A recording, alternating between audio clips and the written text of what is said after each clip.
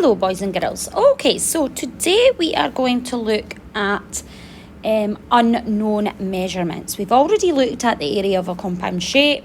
We are now going to look at how can we work out unknown measurements. Now, before I do anything else, I am going to split this shape up into a compound into parts.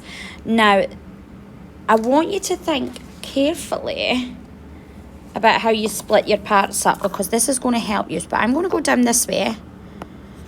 Okay, that's the way I'm going to split it up. Now, you will see that at the top here, we have 2 centimetres.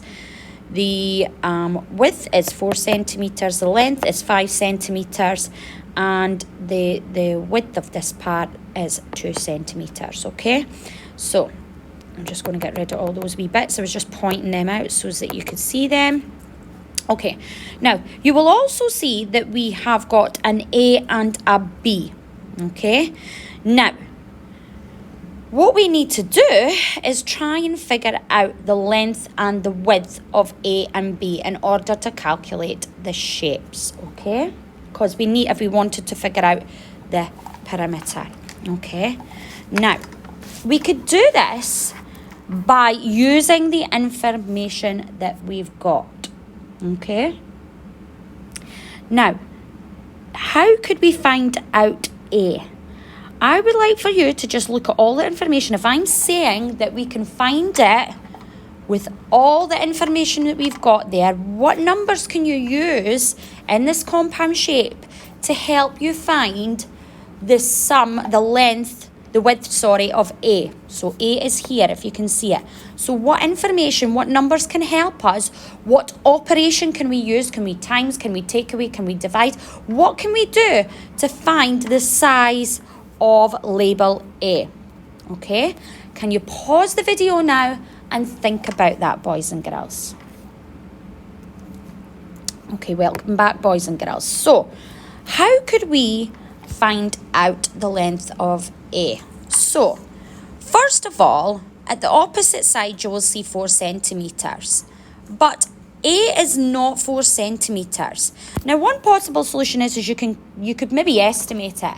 Okay, now if it was an estimating job, then that would be fine. But we want an accurate measurement of 4 centimetres. Now, using a ruler is another option, but you do not need to use a ruler, boys and girls. There's actually an easier way to do that.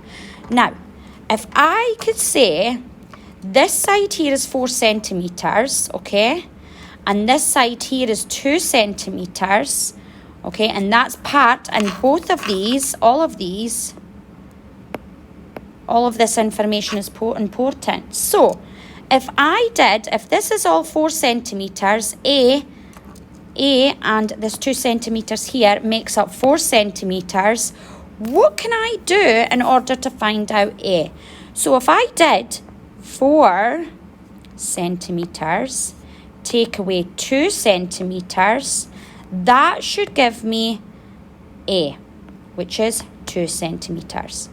So 4 centimetres, take away 2 centimetres, should give me the answers to A.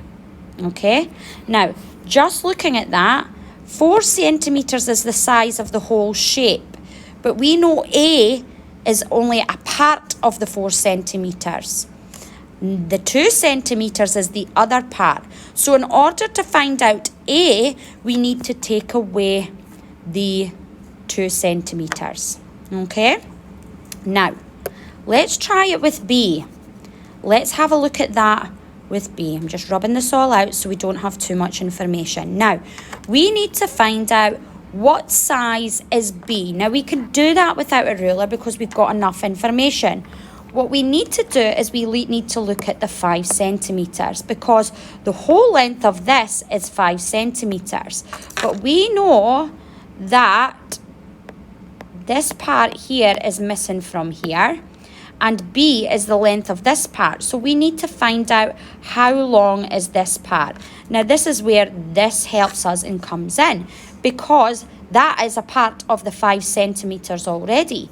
So if we did 5 centimetres. Take away the 2 centimetres, this part here, because that's not the part of the size B, is it? That's not the part of it.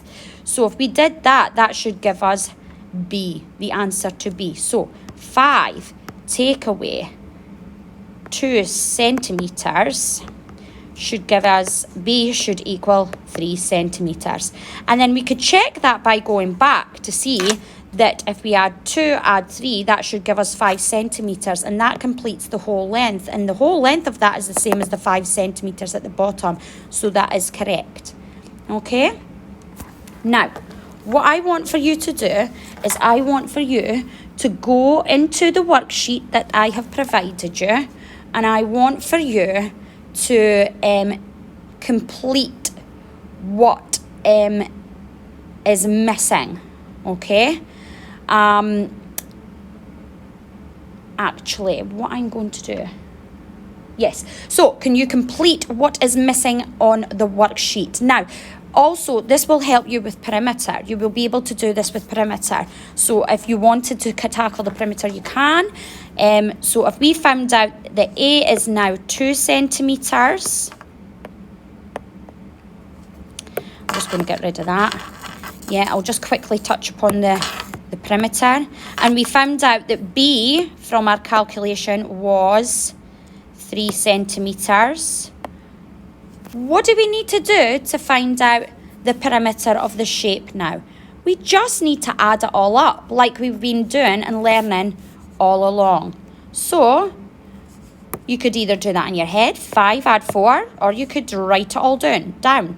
So 5 add 4 is 9, 9 add 2, and I would tick it as I go. 5 add 4 is 9, 9 add 2 is 11, 11 add 2 is 13, 13 add 3 is 16, and 16 add 2 is 18. So the perimeter of the shape is 18, okay? Now, I could quickly find out the area of these shapes by using what knowledge I have. So now that I've found A and B, I could do 3 times 2. So I could find out this one, because remember we learned how to do compound shapes, and this could be rectangle B. So the area of rectangle A is 3 times 2 equals 6 centimetres squared. And then B, I'm looking at 2 times 4. So 2 times 4 is 8 centimetres squared. And then to find out the total shape, we would need to add the 6 and the 8 together, okay?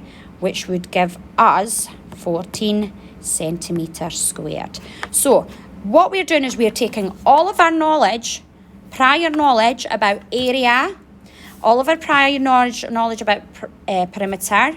We learned last lesson how to calculate compound shapes, and now we're taking all of that to figure out missing numbers, okay? So usually with missing numbers, you have enough information to figure out what the other side is, and usually it is by taking away parts. And you could check it's right by adding it back together to make sure it's the same length. Okay, boys and girls, can you go and tackle the worksheet provided now, please?